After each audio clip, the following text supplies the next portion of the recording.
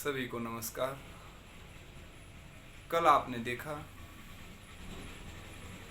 हमने चर्चा की थी अहिंसा और हिंसा पर, उसको समझाने का पूरा प्रयास किया था। पर ये तो बहुत छोटा सा विषय है, आप इसको और किताबों से भी पढ़ें और ज़्यादा जानकारी आपको वहाँ से प्राप्त होगी। आज हम बात करेंगे सत्य। मैंने बताया था अष्टांग योग में यम के अंदर पहला अहिंसा और दूसरा जो है सत्य। सत्य क्या है? ये तो बहुत छोटे सूत्र के रूप में मैं आपको बता रहा हूँ। किताबों में इसका बड़ा रूप आप अच्छे से वहाँ पर उसका अध्ययन भी कर सकते हैं। तो सत्य क्या है? कुछ लोग देखिए सत्य को क्या समझते हैं।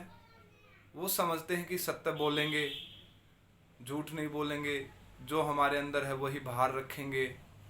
वो इस तरह सत्य की धारणा रखते हैं। झूठ पे ना चलना कहते हैं। इसी तरह के जो विचार अपने अंदर झूठ के नहीं रखेंगे, वो सत्य की धारणा समझते हैं। पर मैं आपको बता दूं सत्य बिल्कुल अलग है। सत्य के अंदर देखिए स्वयं की खोज है, क्योंकि ये देखिए योग का विषय है और योग की चर्चा हम कर रहे हैं। तो योग में हर चीज़ यूनिक है। उसमें हम स्वयं की खोज, जो सत्य है, सत्य क्या है, हमने जीवन क्यों लिया, यहाँ क्या सत्य है, हमें भगवान की प्राप्ति करनी है, मोक्ष की प्राप्ति करनी है, उस आनंद की प्राप्ति करनी है, उस सत्य को खोजना है। जब आप सत्य को खोजेंगे तभी तो उसके साथ जुड़ेंगे। अगर आपको सत्य का पता ही नहीं है, जो ट्रूथ क्या है, तो कैसे उसको प्राप्त करेंगे? जब किसी व्यक्ति को अपना उद्देश्य नहीं पता तो उसका जीवन भी उद्देश्यहीन हो जाता है, भटक जाता है। तो इसीलिए आपको सत्य की खोज जरूर करनी होगी। और सत्य क्या है कि हम एक आत्मा है।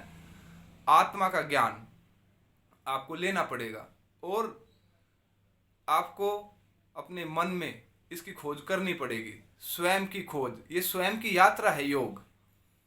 इसका बड़ा आश्चर्य यही है, बाहर से इसका संबंध नहीं है, ये स्वयं की यात्रा है। आत्मा और परमात्मा की यात्रा है ये।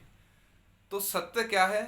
हमेशा आप उसकी खोज में रहें, उसकी इच्छा करें कि मैं सत्य पर चलूं और उसको प्राप्त करें।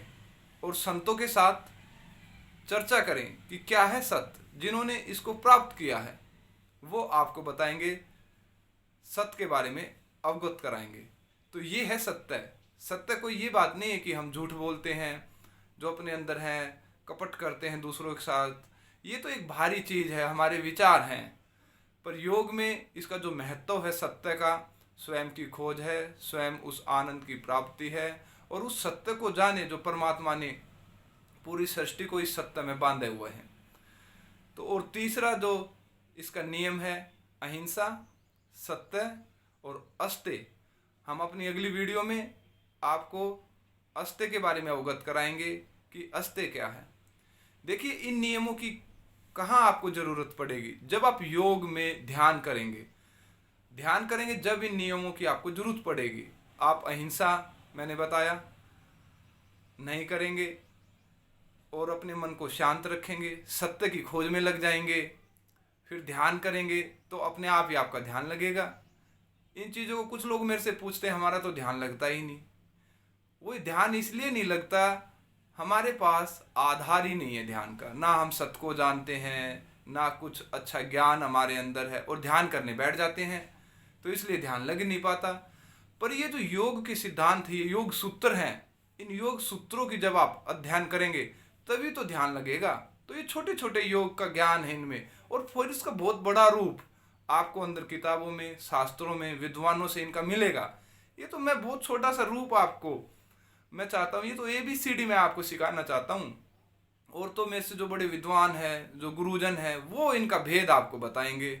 मैं तो बस एक आपको मोटिव करता हूँ रोज कि आप इनको जानने की चेष्टा करें और इनकी तरफ बढ़ें।